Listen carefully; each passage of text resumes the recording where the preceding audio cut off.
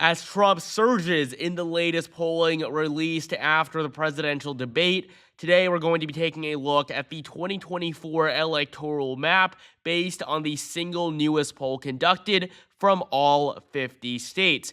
And we're going to do this a little bit differently. We're going to fill in the map based on poll closing order so you can see how the map will actually fill in on election night. In case you didn't know, voting doesn't end in every single state at the same time. Voting will end first on many East Coast states, and then slowly the map will fill in from east to west. And so we'll begin with the 6 states where voting will end at 7 p.m. Eastern Time. This is our first poll closing.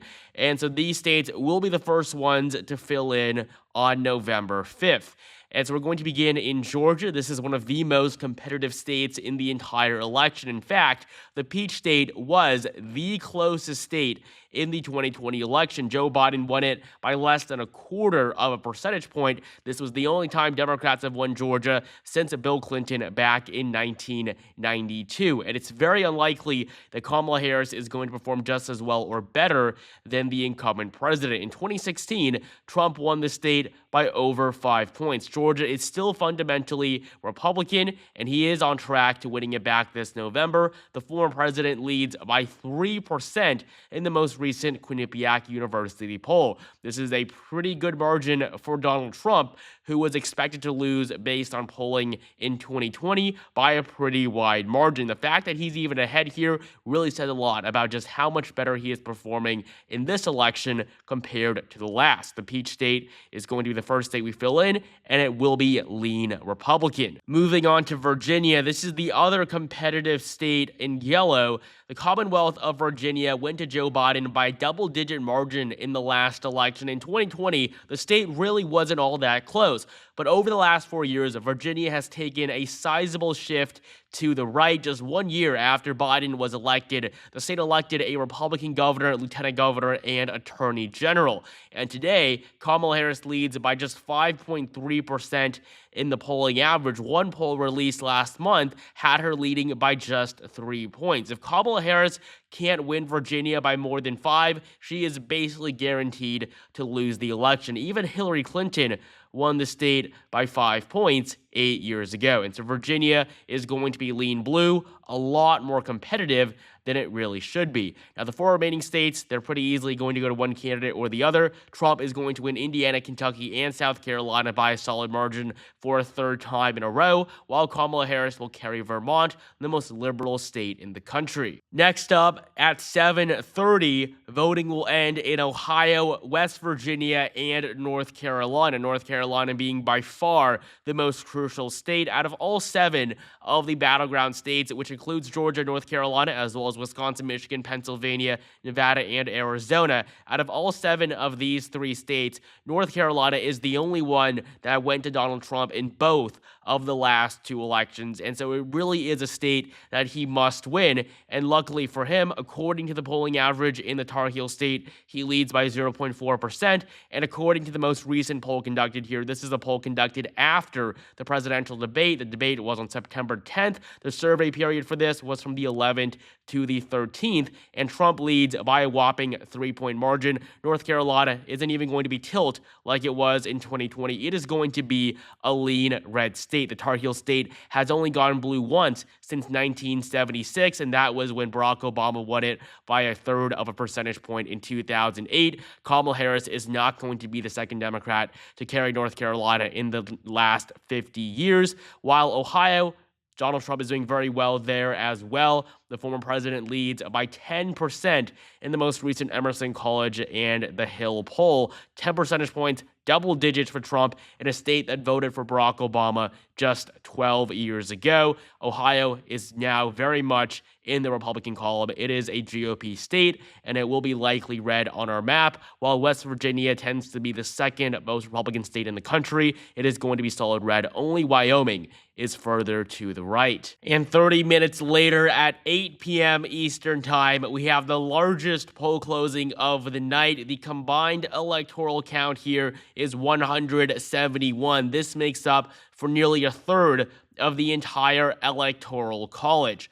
And so we're going to begin by filling in the solid states for both candidates here. A lot of these states are going to be decided by margins of 15 percentage points or more. For example, Donald Trump is easily going to win in states like Oklahoma, Missouri, Tennessee, Mississippi, and Alabama, while Kamala Harris has a clear advantage in Massachusetts, Connecticut, Rhode Island, Maryland, and the District of Columbia, while Illinois, New Jersey, and Delaware are going to be slightly more competitive, with the state of Maine as a whole being a lean blue state, the first district being solid blue, and the second district solid red. And before we move on, 83% of you guys are not currently subscribed, so please take the time to subscribe right now for more content like this leading up to the election in November, and follow me on Twitter for daily political updates. Link in the description below. Moving on now to the 3 remaining states, one of which is potentially the most important state in the entire country.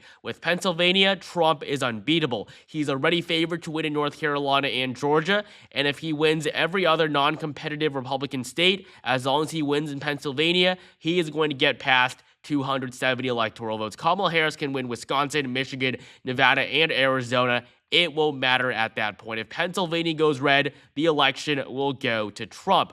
And so right now, Pennsylvania is among the most competitive states in the entire country. Kamala Harris leads by 0.1% in the polling average, but this is mainly because of outlier polls that have heavily favored her over the last 2 months. But Trump is taking back this polling average. In fact, he leads in the latest poll from the Trafalgar Group.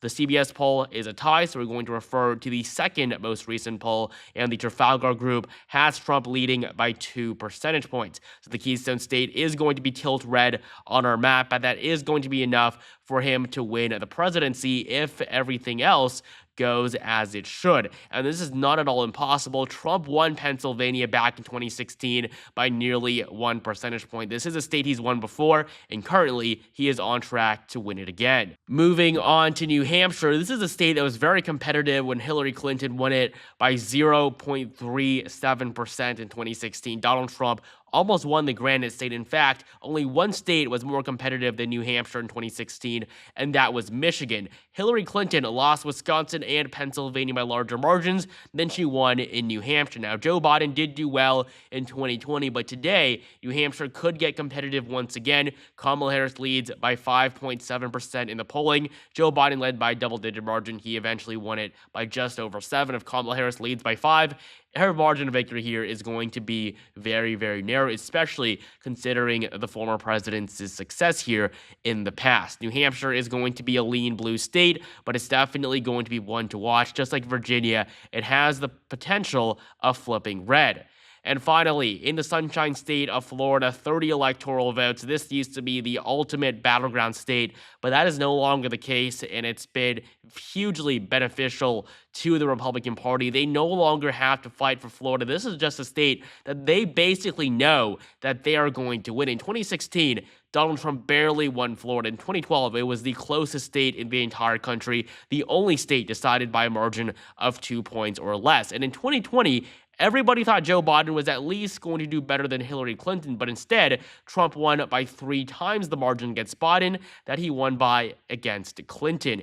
And so looking at polling today, there's no doubt that Trump is going to win the state for a 3rd time in a row. The Hill and Emerson College has him ahead by 5 points. Florida is going to be lean red, but in the end, he can definitely win by upwards of 7 to 10 percentage points. This is a state that is not going to go blue for a very long time. At 8:30 p.m., voting will end in Arkansas, and of course, that is going to be a safe state for the former president. 30 minutes later, at 9 p.m., another 157 electoral votes will be up for grabs. And just like before, many of these states are easily going to go to Donald Trump, both of the Dakotas, all of Nebraska, except the 2nd district, which is lean blue. Trump is also going to carry Wyoming, Kansas, and Louisiana. And the only state I can give outright right now to Kamala Harris is Colorado. It is going to be likely blue, not even a 15-point margin.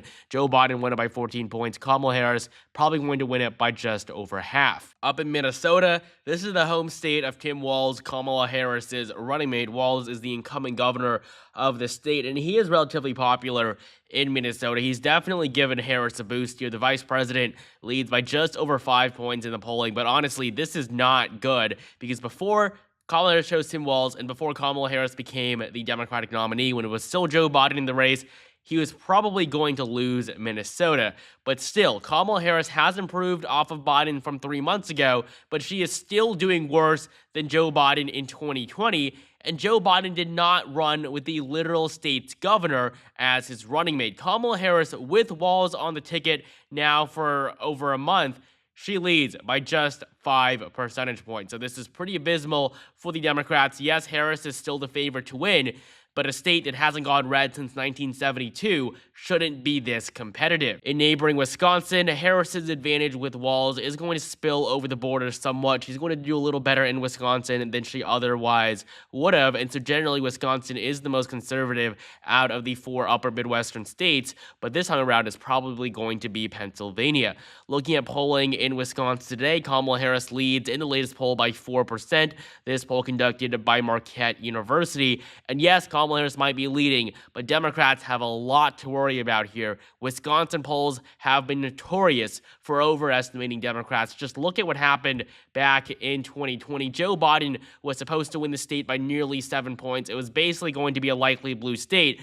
In the end, he won by less than 1%. He won by 10% of the margin he was supposed to win by. And so Kamala Harris winning by 4% in the most recent poll, up by 1 point in the polling average. That means absolutely nothing. She is not in a winning position right now, but based on just the numbers alone, she is going to get this one single battleground state. Wisconsin is going to be lean blue on our map. In Michigan, Trump is actually doing much better than expected. According to the only poll released since the debate, this one conducted by Insider Advantage, Donald Trump actually leads. He's ahead by 1%. This is just another example of the data getting better and better for the former president after that stellar debate performance. And so Michigan is going to be a tilt red state. If Trump wins Michigan, the election is over. Kamala Harris has no chance. If she can't even carry the Wolverine state, she has no pathway to the presidency. Up in New York, though, Kamala Harris is going to win. She leads by 14 points. New York is going to vote likely blue for the first time in 50 years. We also have down in Arizona another pretty competitive race with Donald Trump and Kamala Harris in a tie, according to the most recent poll. But then the 3 next polls all have Trump leading. And so we're going to take the most recent of those, which is this Insider Advantage poll from late August. Trump leads by 1%. Arizona is going to be a tilt red state. But again, if Donald Trump can win Michigan, if he wins Arizona, Pennsylvania, there's no way he is not going to win the election. This puts him in a very good spot. In New Mexico, we do have a single poll. Kamala Harris leads by a double-digit margin. This is probably overestimating her. This poll was also conducted relatively recently, but looking at the Hill and Emerson College's track record, they do tend to lean slightly to the left. I would expect Harris to win by just under 7 points, as she and the Democratic Party as a whole are still having issues with Hispanic voters. But on our map, it is going to be a likely blue state. And finally, in Texas, 40 electoral votes. This is big for Republicans. They have to win this state in 2020. There was some doubt as to whether Trump would actually be able to do that, but there is absolutely no question today. Donald Trump is going to win the Lone Star State for a 3rd time in a row. In Texas, Trump leads by 7 points in the polling average, and according to the most recent poll, this one again conducted by Emerson College in the Hill, which, like I said, does tend to lean left, Trump leads by 4 points. So the state is going to be lean red on our map, but in the end, he's going to win by a much larger margin. An hour later at 10 p.m., this is the final poll closing with any competitive states, and that, of course, is Nevada. Montana and Utah, that are easily going to go to Trump, while Iowa is likely red. But in the Silver State, we have a pretty interesting race. No Republican has won Nevada since 2004, but Trump today has the opportunity to win the state, a state he's never won before, for the first time. In the most recent Insider Advantage poll, the former president leads by 1%. I imagine after this debate performance, he'll be leading by even more. Nevada is another one of those states that really did overestimate Joe Biden in the last election.